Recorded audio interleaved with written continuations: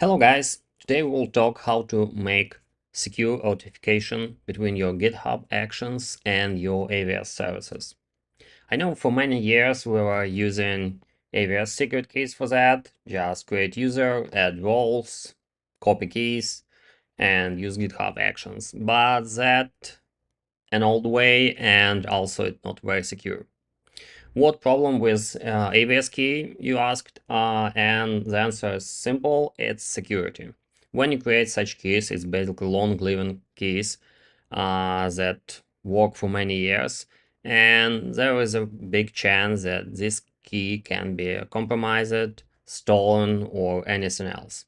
Another part is that when you access AWS with such keys, you basically can't log that and see who and what doing with that key.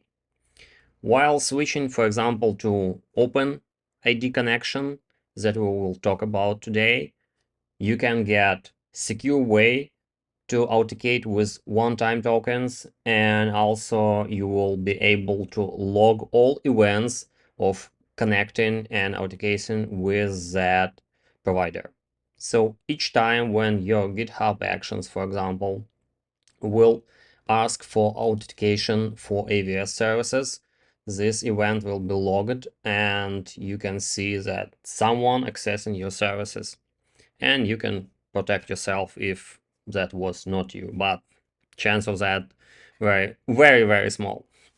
So today I will show you how simply create Open Connect provider for GitHub and connect your GitHub actions to work with your AWS services. So there are like two ways, of course, of doing that, but it's much more than that. I will show you Terraground example and also how to make that manually. So let's start from the manual way. So to create manually, you go to the identity access management, to the identity providers tab, and basically create add provider. You choose Open Connect and add default URL for GitHub action. For GitHub. It looks like that. So it's same for everyone. So just copy, paste, and use it.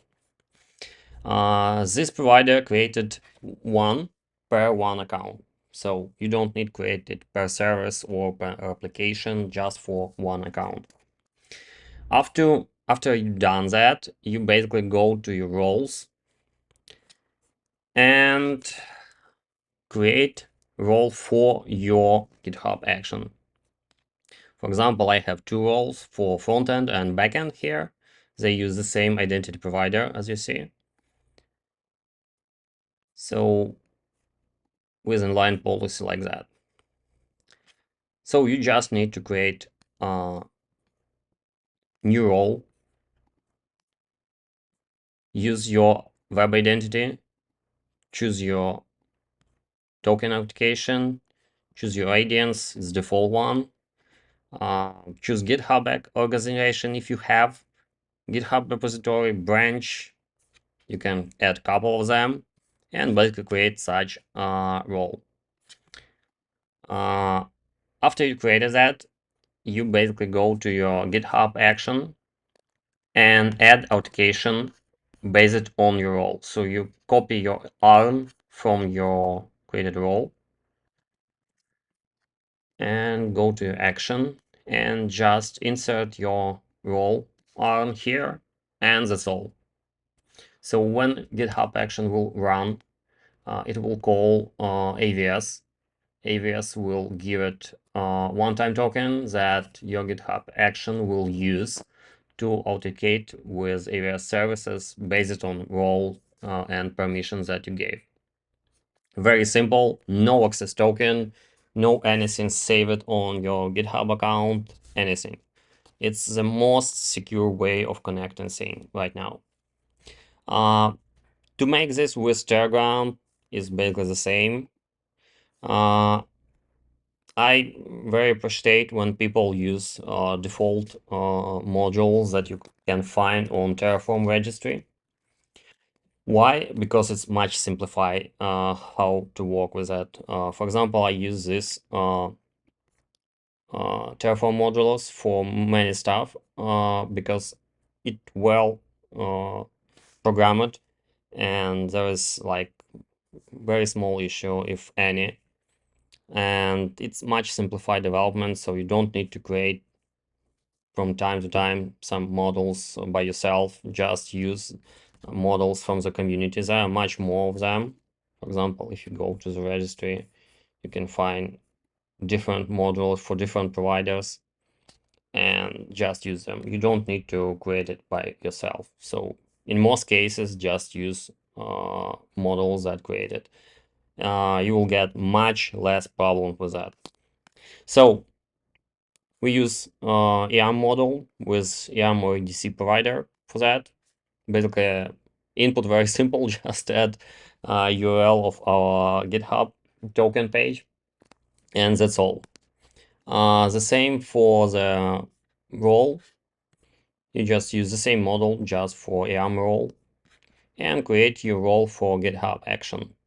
So here we set our ARN from our provider OIDC and set wildcard for repositories that we'll use. So your organization or your username and repository. You can add also branch, environment, stuff like that if you need.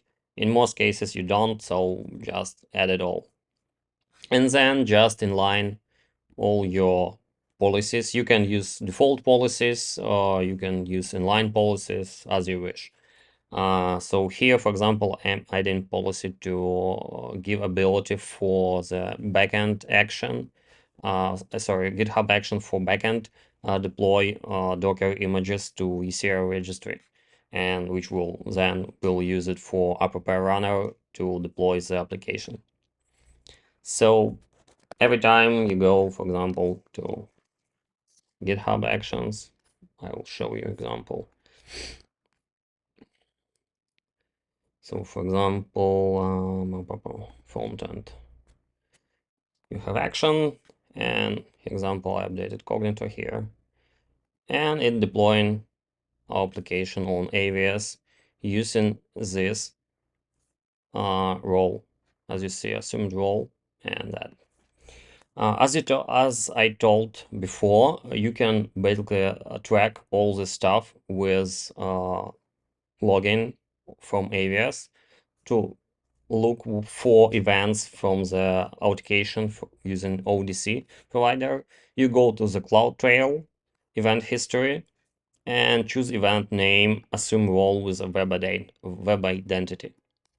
And here you see 3 authentication for such role, and the same, you see 3 calls to the using GitHub Actions.